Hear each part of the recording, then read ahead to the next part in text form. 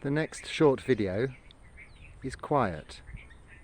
Try watching it. It's just a matter of contemplating nature, watching the screen, and knowing whilst you're watching this, you're not watching something else that may be a little bit more disturbing.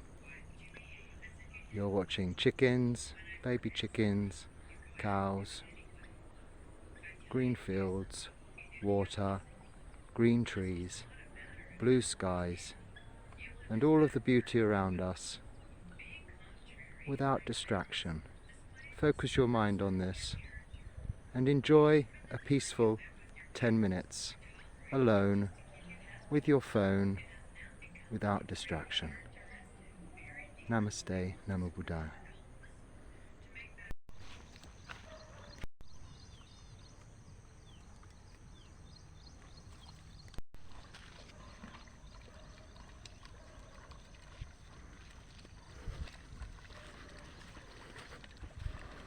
Splish, splosh, moo.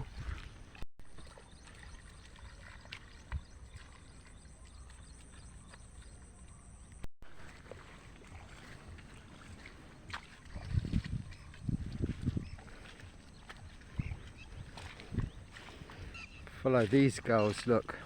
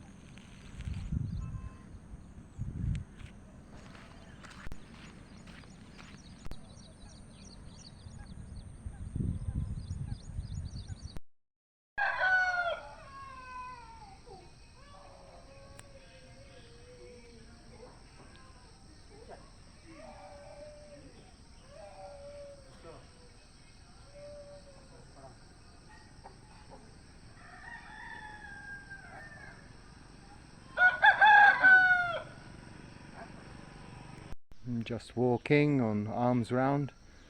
There's a weather warning suggesting it's not even a good idea to go out, but it's a very beautiful morning here in Tumkur, so I'm taking a chance. There's some beautiful cows on my way from where I've come.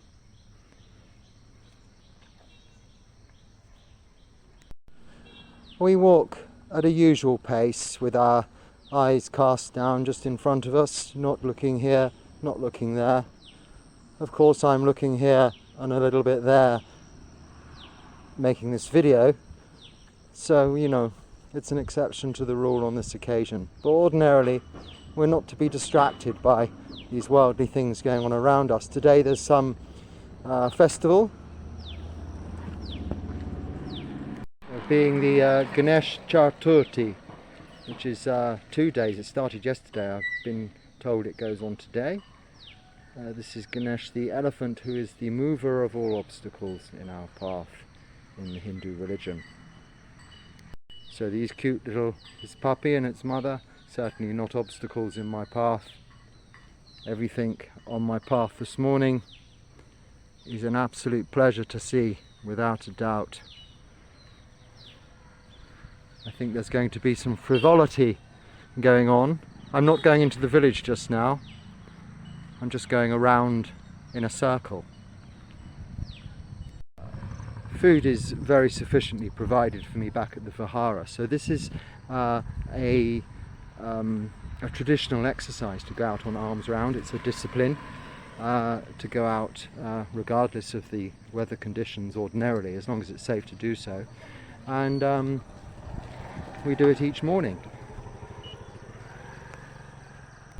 as I am now.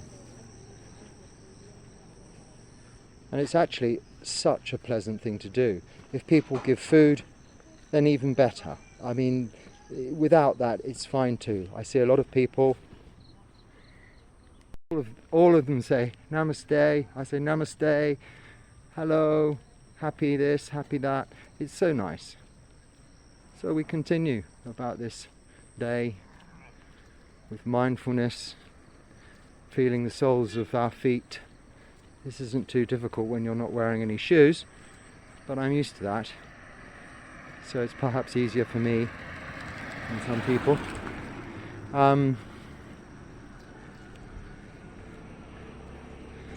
Next stop, well, we'll see. I'm not thinking about that. As I walk, I'm thinking stepping right, stepping left, stepping right, stepping left. Trying not to think about where I've been, trying not to think about where I'm going. I shouldn't say trying, I'm just not thinking about where I've been and not really thinking about where I'm going. Not doing something is a lot easier than trying to do something. This practice is about not doing. We don't do meditation, we meditate. Meditation is not doing anything. We take the do's out of our lives, so we don't have a to-do list, we have an empty list. How about that? All of the tasks on your to-do list complete. At least for the time when you're in meditation anyway. Consider that. That is liberation. That is freedom. That is the practice. This is why we practice meditation, mindfulness, and we keep this practice going towards enlightenment. There's some more building work going on here. This building work is being completed by one of the local upasakas, one of the people, devotees of Buddhism that comes to the temple, my vihara, where I'm staying. So, I think 2 shops or something like this. There he is! Namaste! Sadhu, sadhu, sadhu. Nice to see you. No day off? Ah, sadhu. Ah, namaste. Wave. Well, have a nice day. This is those upasakas, you see. They come, they do their work there. They're not having a day off for the elephant celebrations. Did I tell you that? It's, yes. Festivals every day here, really. But the elephant, the Ganesh Chaturthi or something like this, is a big event. It's one of the main gods. Just giving you a view of this tree. This is actually a little road we've not been down, so I'm glad I'm getting to show you this when we have some blue skies. Little houses. And yes, I'm slowly learning about this videoing thing. I'm sorry I'm not very good yet. I haven't perfected the art of holding the phone sideways in order to get a better picture view. It goes, I've turned auto rotate off, but it still goes turning around sideways once again. So you end up with even smaller picture. Hello. Oh, namaste, sir. How are you? Nice to see you. Yes, an even smaller picture. So it's not really working out that well. I need to read up on this. Oh, it's a lovely morning. We have a little friend following me, coming with me on arms round. There's another little local shop. Nice little places you can stop for chai and crisps or chips or sweets or cakes, you know, these things that distract us from the stresses of the world. We think we take them away by satisfying our sensual desires of taste, and often those tastes are most easily satisfied by eating salty things or sweet things. So that's why these shops are so popular, because they're selling hot chai, which is sweet and spicy, but salty snacks. This is all over the world. We have them in every place you go to. And in our homes we stock up with sweets and salty snacks because we can more quickly, readily satisfy that desire. But of course, what does it do? It just increases desire for more. This desire is insatiable. That's a pharmacy. Look at this, another corner shop. This is what keeps it all going. This is what keeps the commercial world of samsara ticking over. That desire for salty things and sweet things and tasty, tasty snacks all day long. Look at that, beautiful, eh? So much easier being a monk. You go out with your bowl like this, and you eat whatever's given to you. You have no say. You can't be fussy. You might not be given much at all. So anything you have, you appreciate. In fact, it's much more than appreciation because you're hungry. It is such a wonderful thing. I really was quite embarrassed by it at first, but that soon goes because you see the delight and pleasure on people's faces because you're giving them the opportunity to give to you. And they love giving. All people, we all love giving. I'm going to turn the camera around because we have some horses on the road. Look at this, hold on. So I'm wanting to cross the road.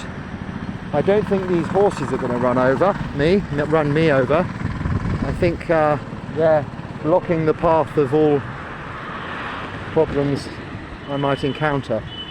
But this is the same road where we had the cows. Oh, here we go, horses on the road. Not with riders or carts or any kind of control.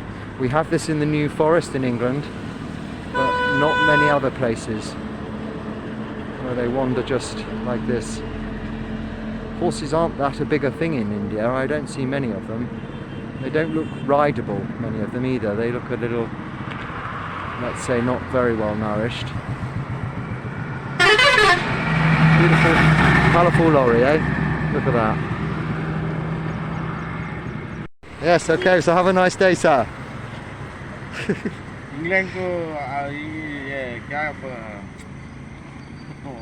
I'll stay here now, in Tumkur. It's very nice. With you nice people. Okay, have a nice day. Sadhu. Namaste. Bye-bye. Stay.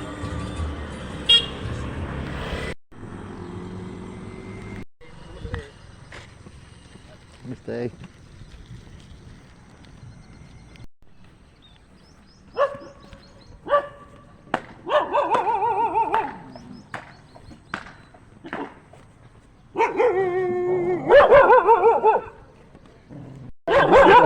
Yeah, so they're barking at the silly monk because he's gone the wrong way up a road you can't get out of. And when you do that, they think, why is he coming down here? Because he doesn't live down here. So they're going to bark. So, my fault, not the dogs. They're only protecting the territory. So, never mind. I go back to this more main road looking bit of road and get unlost. Namaste, sir.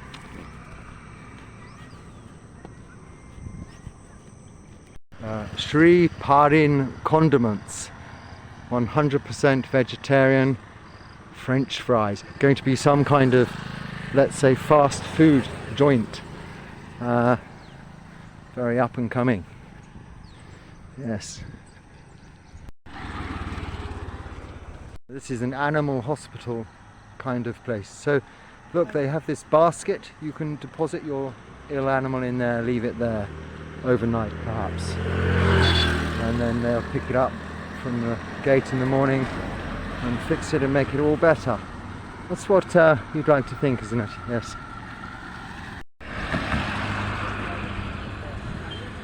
So horses are still horsing around, as horses do, on the zebra crossing. Horses on a zebra crossing. Something wrong there. But they're happy, they found some grass to munch on.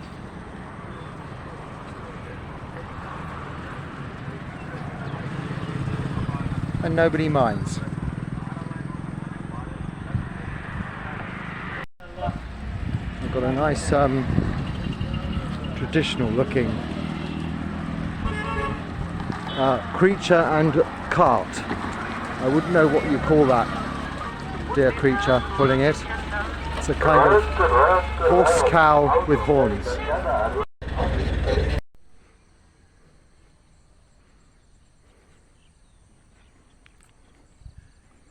So this is approaching the Dhamma Buddha Vihara from the other direction. The direction, in fact, one would approach it ordinarily when you arrive by car, because it's the proper road to the main road, which leads to Mangalore and Bangalore and all of the other places in India eventually.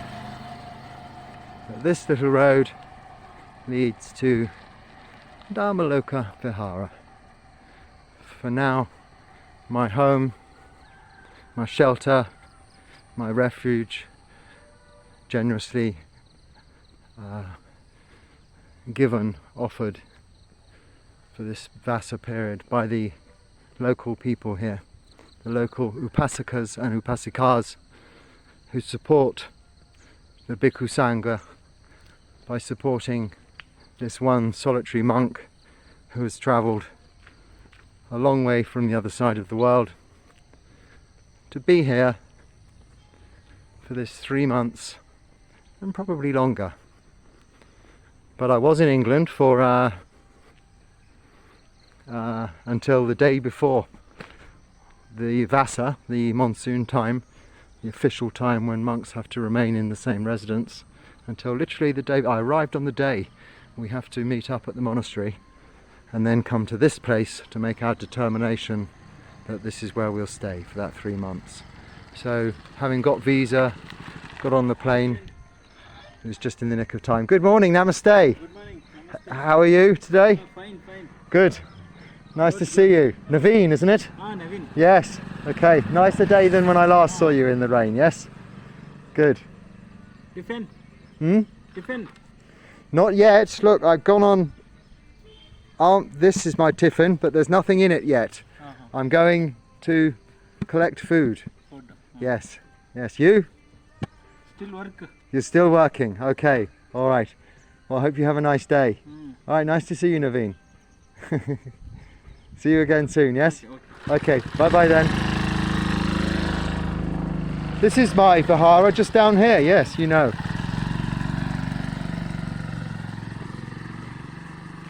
See, so there's a local one whom isn't a visitor of the temple, but a very friendly, nice chap.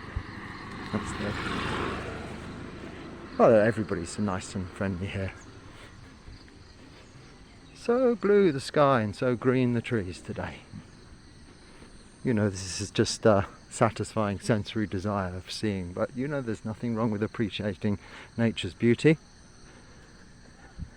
But we don't get attached. Attachment is the problem. But nature is great because it will go grey and it will rain. And then we'll say, well, it'll be beautiful, blue and green again soon. And nature then is highlighting, demonstrating to us in a very clear and visual way the nature of impermanence. The nature of all things being impermanent, unsatisfactory and out of our control. whilst they may appear to be satisfactory and fantastic and beautiful at the time, of course nothing lasts forever. So this is, however good it is, the very nature of its impermanence is what makes it unsatisfactory. But it's not anything to be sad about.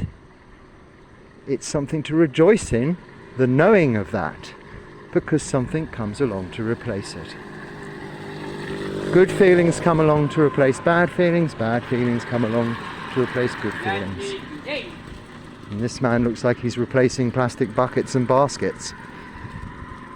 This poor cow, and she's trying to get out of my way. Hello, cow. Nice day. Good morning, namaste.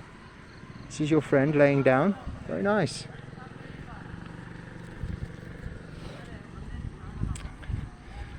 Ah, that was a nice walk.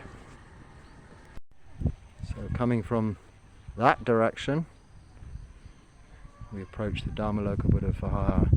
There is a sort of a sign on the road. It's in the Kannada language, so I don't know what it says, the one on the road. Well, it'll say Dhamma Buddha Vihara for sure, something along those lines. And here we are, back home for now. Home is where the heart is. Isn't that a song by Elvis Presley? Probably not by him. He sang it once. I'm gibbering on. Sampalampa. This is talking nonsense. The Buddha used this beautiful word, sampalampampala. I can't say it properly. Samapalampala. It's something in the 75 Sakya training rules of a Buddhist monk that we must not engage in. Things like talking about football, or talking about the weather, or just talking about things that aren't really that important. You know, we can discuss the Dharma and things like this, or matters of tasks needing to be done. But just say what I was just saying, oh, that's a song by so-and-so, or this and that, is considered really for monks unnecessary engagement of speech and mind that should otherwise be directed towards focusing, concentration, sila, samadhi and panya, developing wisdom and becoming enlightened. So thank you for joining me this morning on this little walk, and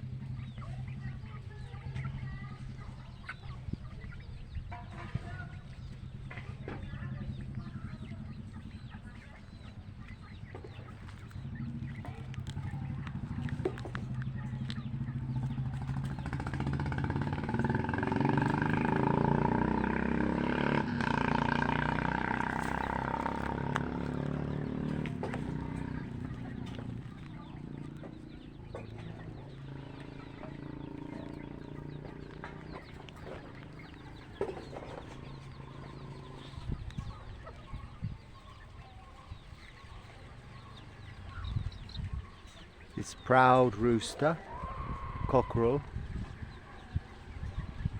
standing over his family of mother hens, and look at the cute little baby chicks. Ah, and the nanny goat, she's coming, and the auntie and her babies, the cousins. There's the whole family, the whole chicken family here in Tumkur.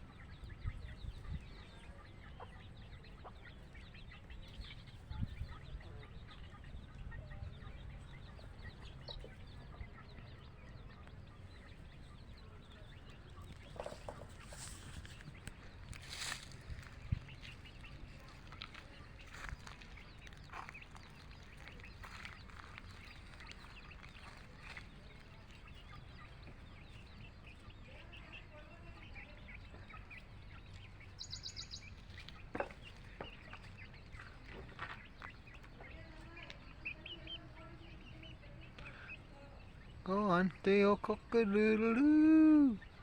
Cock-a-doodle. Oh-a-doodle-doo. Look, Nanny Goat's got her feet in the bowl. Relaxing. Aren't they beautiful?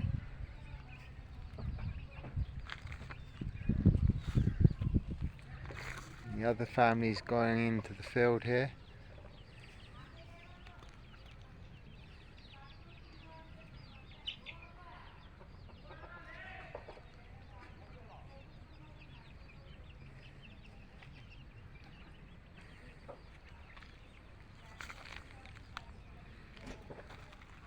Oh, goodbye. Say goodbye.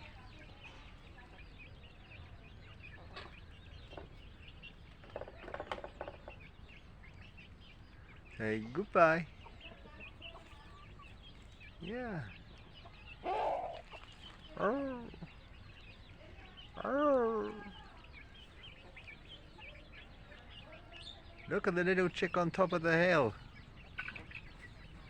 Oh.